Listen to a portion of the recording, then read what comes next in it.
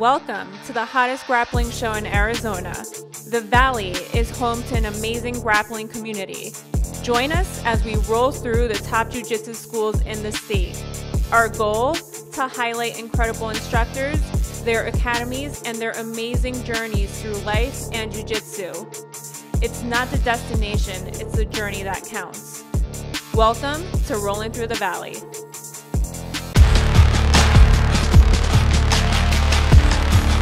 Let's go.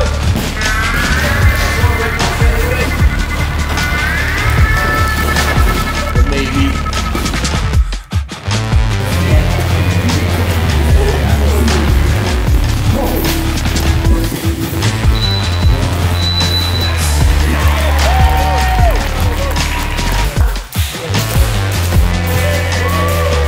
Phil's here, rolling through the valley. Here we are at Greywolf Ares. And with me is John Cabay. John, nice to have you on the show. Thanks for having me. How's it going? Doing good, yeah. We had to come see you. We had to find out what the secret sauce is. You clearly know, so that's why we're here. Thank you. But first, let's get to know you a little bit. Tell us a little bit about yourself. Sure. Well, my name's John Cabay, and I grew up here in the Valley. I've been here most of my life, even though I lived in Colorado for like a big chunk. You know, I'm grateful to have this opportunity to, you know, teach other people this amazing thing that's changed my life. You know, always was athletic, but not necessarily committed to things. I have a short attention span with things sometimes, 3 to 5 years or so, and I'd move on to the next thing. Always looking, always searching for, I can relate. You know, like an adrenaline thing, yeah. right? Yeah. But then when I found this, I'm like, whoa, what's this? And I don't think I could ever get my fill because it's just amazing. So, yeah. All right, so let's go back a little bit. So how did you come across jiu-jitsu, and tell us how it all started for you? Sure. So I started a little later. You know, I started when I was 35, and my motivation, again, because I was getting bored with what I was doing, I was still active and fit and riding my bike and stuff, but I was getting a little out of shape. So I like to say that I started jiu-jitsu to be less fat, honestly, in the beginning.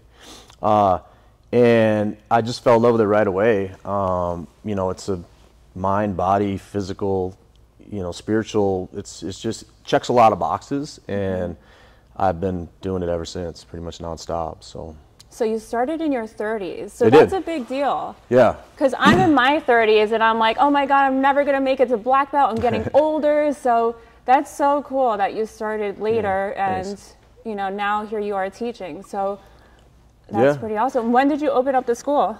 So the anniversary, so the first class was March 8th of 2022. So we're about a year and 2 years and a couple months in, so pretty new. But we've grown pretty rapidly, and you know, we're off to a good start. So I love the vibe here. Oh, such thanks. Good energy here, really. Yeah, skylights. Skylights, people. It's part that of it. never happens. So you said this was what, part of like a gym? So we have a fitness center right next door, and this used to be their indoor pool. So they wanted like an indoor-outdoor feel. Yeah. So, yeah. Nice. All right. Well, tell us how you got into teaching.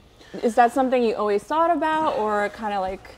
No, that's a good question. You know, there's a lot of cliches in jiu-jitsu, and one of them, you know, is just the longer you train, the more you will start to contribute, I guess. But I didn't really start teaching until well into my brown belt. I was the guy who could do things, but if people asked me, I couldn't really show them. I kind of say, well, you can watch. But then I realized, you know, people started asking me a lot of questions, and I'm like, I don't know the answers. So I almost had to learn how to kind of like go back and reverse engineer techniques and watch video, and oh, this is what I'm doing. So I kind of had to learn how to teach a little bit, which has been amazing because I didn't know, maybe I knew, but I love teaching as much as I love learning about jiu-jitsu. So now I have two amazing things that I can, you know, put my energy into. So it's awesome. So how did you kind of learn how to teach? Well, so just studying like? You know, when I was younger, I was a coach. I played all the sports in high school, you know, football, baseball, wrestling, and then soccer. And, you know, I coached youth sports from in my early 20s into my mid 30s. I ran kind of sports programs around town, adult and youth sports and stuff. So the coaching thing has always been in me. Nice. But how I learned how to teach was I study, and I still study film and tape, and I have tons of BJJ fanatics, videos that I use as resources, and I have a spreadsheet of videos I've accumulated over the years that I kind of go back and research techniques, and just really learning how to break it down maybe in such a way that people can understand, and also trying to figure out, because everybody learns differently, right. you know what I mean? So trying to find out how, so it's a lot, but I love it, so. What does jiu-jitsu mean to you, and how do you think that relates to life? Jiu-jitsu encompasses a lot of things for me. It's a mental game, it's a physical expression, it's spiritual, there's therapy, there's community, camaraderie, health, fitness. It's a lifestyle, you know what I mean? It can become a healthy lifestyle, and it's provided me, and I think a lot of people, with a purpose that's maybe outside of our families and our job, that's hard to do and challenging, and so it's very much for me a lifestyle, I think, at this point. Now I'm on the mat 6 days a week, and so yeah.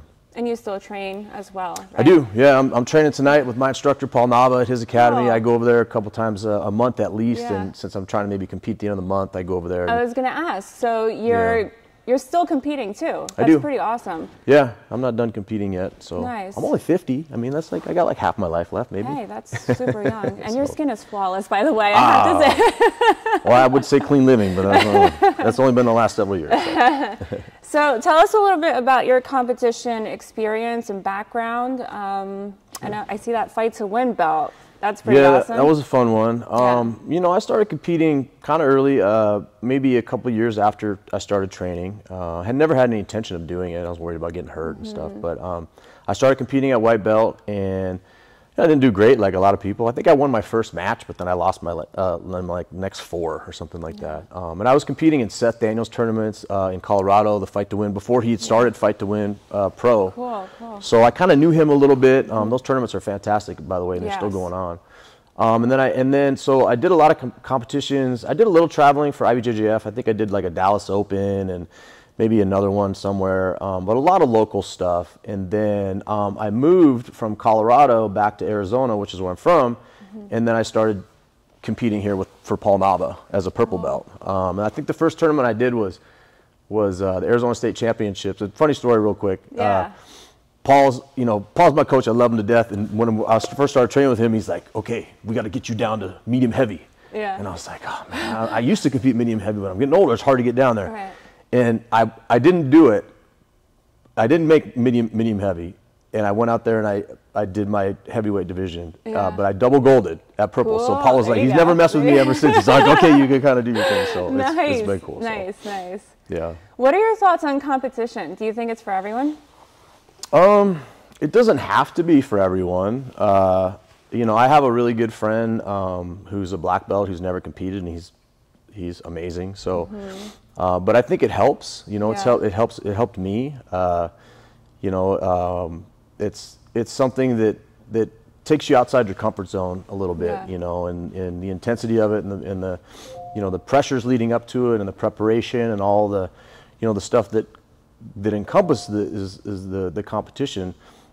Is the best part of it. It's not even really, the competition's great the day of, but that's just like a few hours really. It's all the stuff leading up to it that is, I think, the best part. So, absolutely. Do you offer competition classes, or do you sort of run all your classes in that way, or like how do you do it?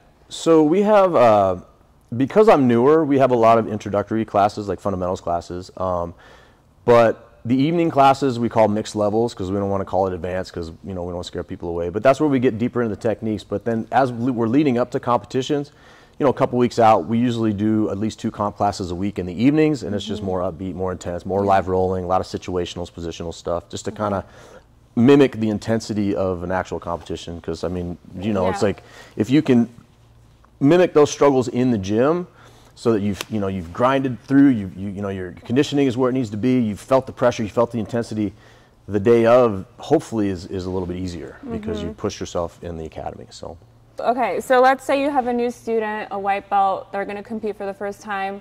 How do you kind of like guide them into like their first competition? So do you teach them about the rules and the like point structure? Do you do that in class, or like how do you kind of like set your students up for success? Sure, we talk about the rules a little bit. Like usually we'll do like a strategy session leading up to it where we talk about, you know, out of bounds and different tactics and things like that. But I like to put the onus of reading the rules on my students because the rules are different for a lot of the different promotions. So my criteria for a student to be able to compete is basically, are they going to, first of all, stay safe? Can they defend themselves? You know, do they have a general idea of a game plan? You know what I mean? And it's that preparation, I think, leading up to it, where we'll try to figure out a game plan for them, try to drill that game plan, and talk a lot about mindset. That's because what I was gonna ask. It's the number one Absolutely. thing that separates people who do well in competition from people who struggle, is the ability to you know, keep yourself calm until it's time to go, and then kind of back off again, especially in a tournament setting when you got to do that like 3, 4, 5 times. You know. So that's the number one thing. So we talk about it a lot, you know, a lot of breath work, you know, a lot of breathing, a lot of visualization, you know, a lot of stuff, and just preparation for the tournament day. Because my thing has always been, if I've prepared as hard as I can and done everything that I need to do leading up to the tournament day, tournament's easy, man. I just go pick up my medal, right? I mean, and I don't have any extra reason to be nervous because I've done the work, you know, and now it's just time to do it. So, what is your competition mindset like? For you specifically, what do you do? Like, you're going to go into a tournament, let's say you do the IBJJF event coming up. What do you do to prepare?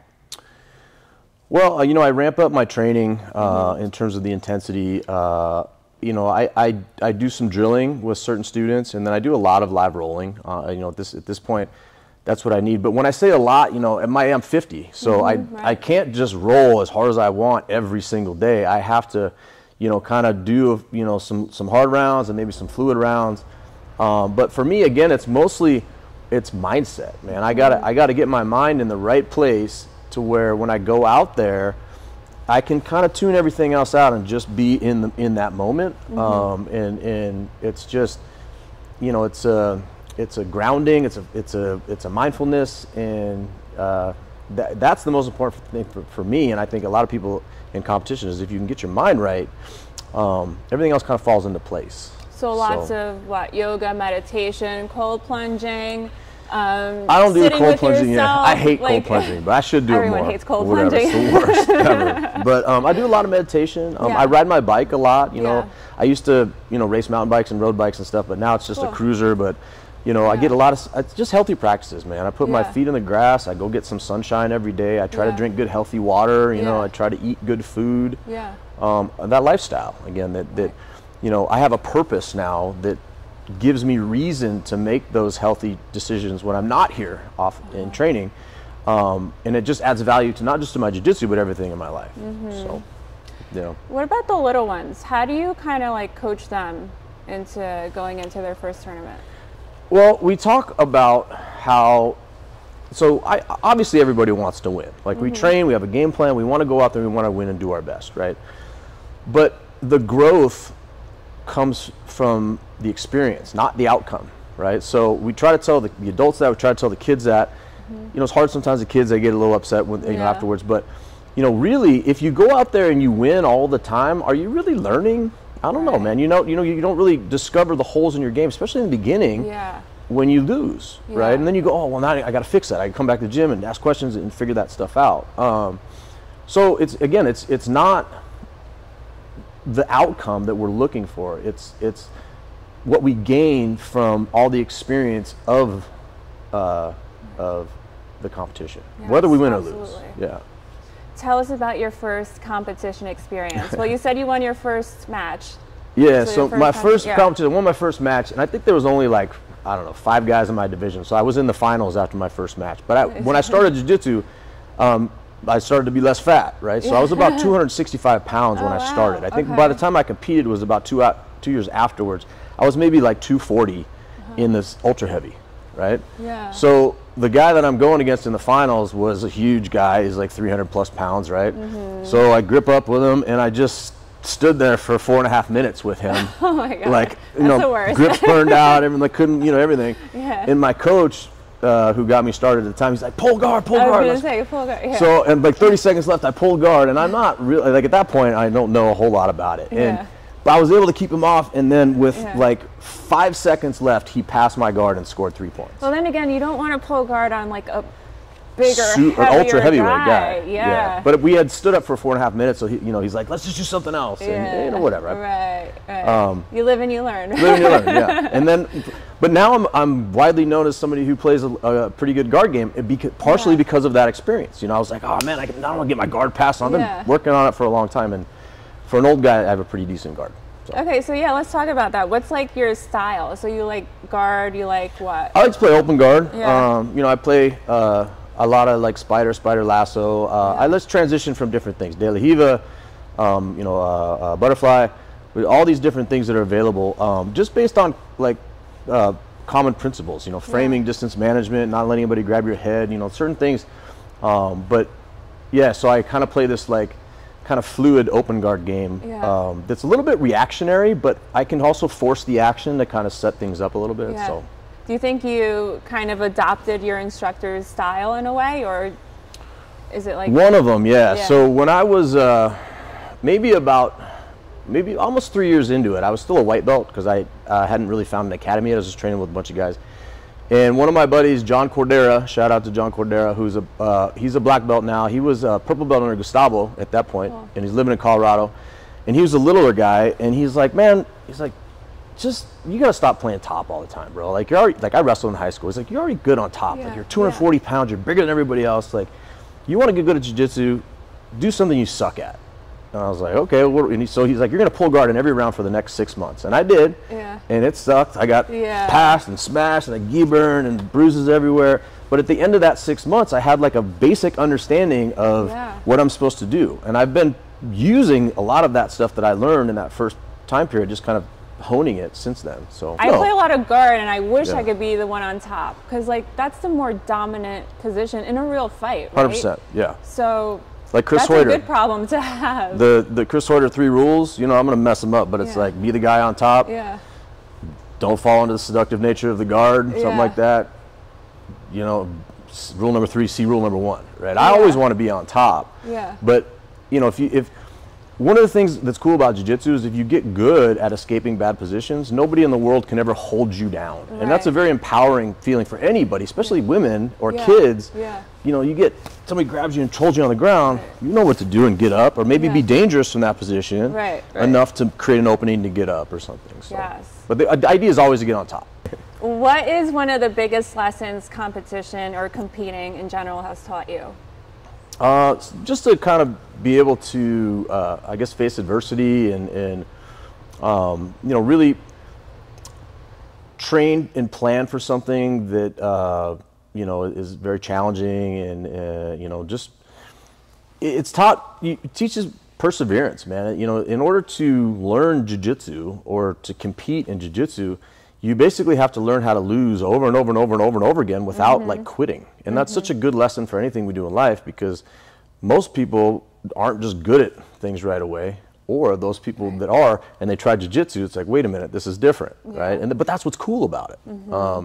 So just, it's really just, again, giving me some purpose, and, I still, have aspirations to compete. I'm trying to, got close to I got on the podium last year at Master Worlds. Cool. So that was a good experience. But like Paul says, nobody really cares until you win one at black. So I'm gonna win one at black. Yeah, you gotta go for it. Gotta go for it. Yeah. Nice. If you could go back in time and give yourself one piece of advice, what would you tell yourself? I would tell myself to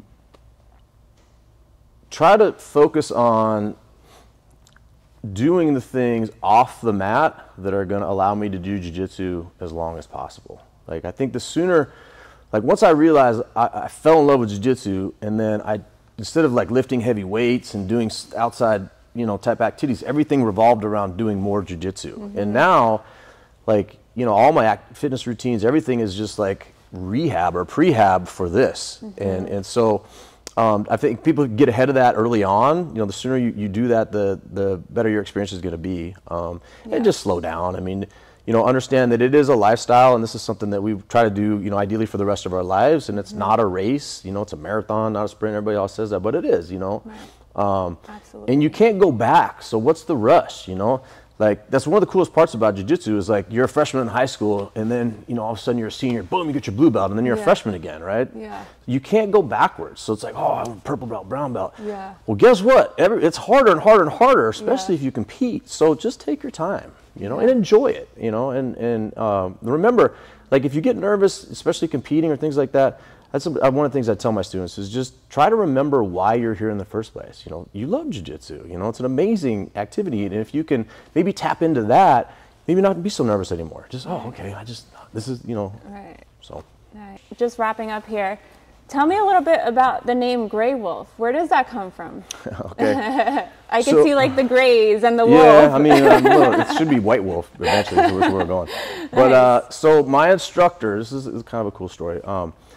Ben Lowry from the Sanctuary Jiu-Jitsu in Lakewood, Ben and Charlie, shout out to them, who gave me my purple belt. One of the toughest human beings I've ever met in my life still to this day. Little guy, absolute savage, amazing. One day he was making fun of me at blue belt. This is before he gave me my purple belt. And I was rolling with John Cordera, the guy who told me to play guard. And I was playing guard, and there's a video of it. This was like 2013, right? And he's making fun of me, and he's kind of like, and he doesn't say a whole lot. He's not a very funny guy. Sorry, man. But this was a funny video. And he's like, you know, here we have the gray wolf. Oh, and, you know, blah, blah, blah. And he kind of posted it. And then ever since then, everybody's just started calling me that. Because you don't get to pick those nicknames that people call you, right? So, yeah, that was 2013. And then that just kind of stuck. So very cool. And then you just started a whole school with that. Yeah, here we go. Cool. But if you had asked me, you know, 10 years ago, 11 years ago, this is what I would be doing, I would think you're crazy. Yeah, but right. It's crazy where life takes you, right? It really is. It's amazing. Yeah. So. Cool. And you're doing what you love to do. This is what you do full time, right? This is it full time. I'm all in. Yeah. Nice. I have amazing instructors that help me, but I'm here 6 days a week, you know, on the mat, and I love it, man. It's amazing. So. Well, thank you so much. So nice to get to know you a little bit more. Yeah. Tell us where we can find you on social media. Sure. You can find me on, let's see, the website is greywolfjujitsu.com, or the Instagram is Greywolf Ares BJJ, kind of all one word. Those are probably the two best places. So, yeah. Thank you, John. Thanks. A pleasure. Yeah, pleasure.